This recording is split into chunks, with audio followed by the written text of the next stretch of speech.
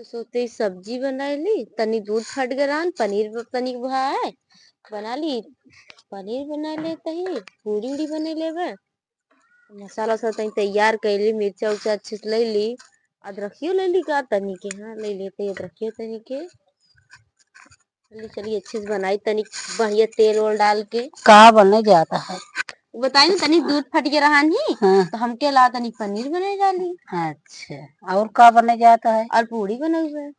आई टमाटर मिर्चा उर्चा के हमने नहीं करवा आई हम डाल गई ना। आखी देखे यहाँ कि ना कोनो चीज आई आखी देखे तो बत लेता ही इतना इतना तू लेत यहाँ मरबू बिचवा देबू घर तो का चलावे के है कि हमका। अरे तो जब डलबे अलबे तो कैसे नीक बने। नीक बने बहुत चटकारा लागता है। तो इतना इतना इतना तू सही बनाबू खाबू मरबू हमारे बेटवन को भंगी बनाई दे जाबू सब जनी। तो और का करी। बतावा इतना चाट मिर्चा इतनी प्याज अदरक मिर्च सब ले यहाँ चलती यहाँ दाल फ्राई करे चटनी बनाए पनीर बनाए। हाँ ऐसे बने तो बिन डाले वाले कैसे बने बढ़िया तेल डाल के बना तो बहुत नीक लागे। नहीं रह जाए एक चिम्मच तेल डालू जानू। बताओ इतना सब ले है यहाँ ये इतना इतना रोज रोज आए तो कहाँ से हुए रह जाए तू। एक ही मिर्चा ले ले एक ही टमाटर एक ही प्याज आधी प्याज डालू आधी प्याज धाई दू आधा मिर्चा डालू। इतना बड़ा उपकार कह दू है या एक ही इतना छोट किया है करना हो जाएगी। हाँ तो वही ठीक है। तो अब ठीक है। हाँ एक ही कच्चा ले लिया कच्चा से तई भाजी खटोस होता अच्छी लागत खट्टी खट्टी बना था जानू। अब भाजी ना हमके जैसे पनीर बना रह जा पनीर ना बने वो में तनी के नून नहीं चीनी डाल के उसे खा ली।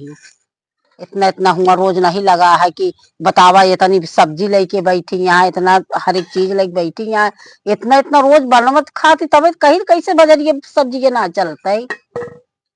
आधा खात गया आधा बहावत गया तानी तोहरे मारा इतनी कंजूसी महा कंजूस हम देखे ना कंजूस तो कंजूस वहां इतना इतना डलवावत या कदी कौने का दे जइने तो एक पौवा सब्जी लिंग एक हफ्ता खा। हाँ तो एक पौवा सब्जी बहुत या जानू तो का सबका काया है।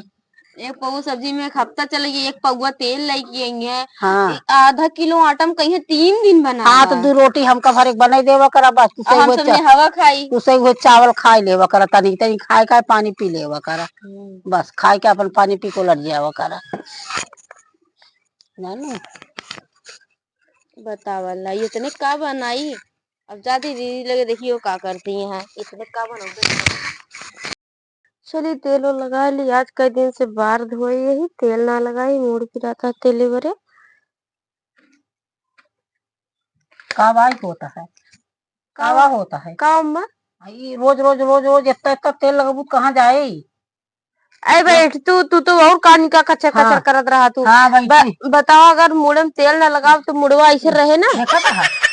इतना मुड़े में तेल लगा है इतना तेल लगा है इनका तेल कमी है मुड़े में एक पगवता तबे कहीं तेलवा का हो जाता सारा मुड़े में छोप जावत सारा बोला छोपत नहीं आया हमका सबके बता सारा मुड़े में छोप जावत यहाँ तेल आज के बाद तेल छूजी। हाँ लग जा अपन तेल तेल छूजी बताई देते बढ़िया है इनका तो और काटने का इनके सहूर होए हम सब ने लगा ये लगा के बैठे हैं क्या हुआ दीदी तो तेल यात्रा लगाए के दिन से मोड़ चुका रहा तेल छोड़ के लग चली गई कहती इतना लगाओ तो हम तनिक दूध जन फट ना रख रहा दूधवा फट के रहन तो हमके पनीर बना ली बहुत दिन हो गया है कम से कम वह जब का बोलते बर्थडे रहा नहीं तब बनाए रहा थे साल में हो गया।